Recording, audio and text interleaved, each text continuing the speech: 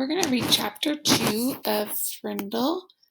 In this chapter, we get to see Nick as his current age.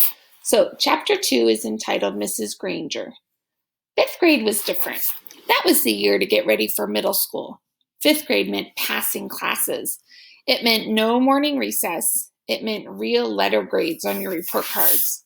But most of all, it meant Mrs. Granger. There were about 150 kids in the 5th grade, and there were 7 5th grade teachers, 2 math, 2 science, 2 social studies, but only 1 language arts teacher. In language arts, Mrs. Granger had a monopoly and a reputation. Mrs. Granger lived alone in a tidy little house in the older part of town. She drove an old pale blue car to school every morning, rain or shine, snow or sleet, hail or wind.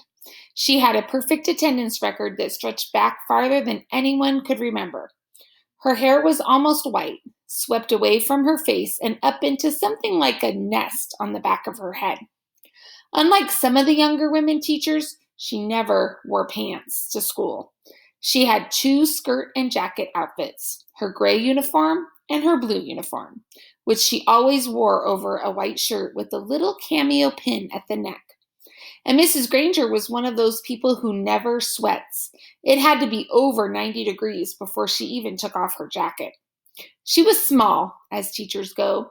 There were even some 5th graders who were taller. But Mrs. Granger seemed like a giant. It was her eyes that did it.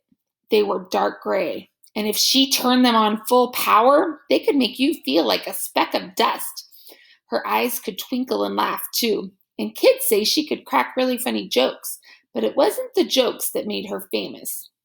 Everyone was sure that Mrs. Granger had X-ray vision.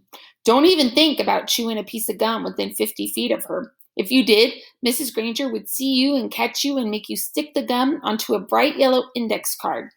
Then she would safety pin the card to the front of your shirt, and you'd have to wear it for the rest of the school day.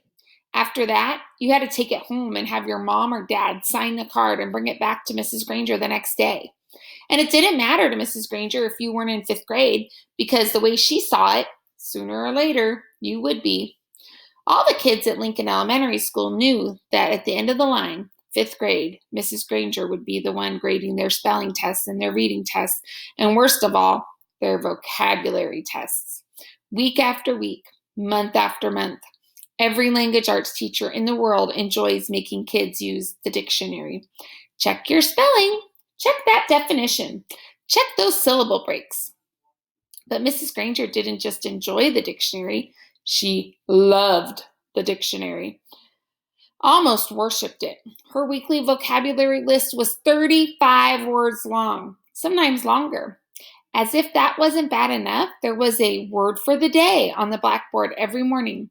If you gave yourself a day off and you didn't write one down and look it up and learn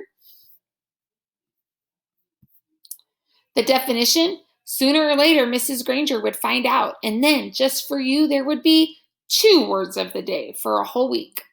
Mrs. Granger kept a full set of 30 dictionaries on a shelf at the back of the room.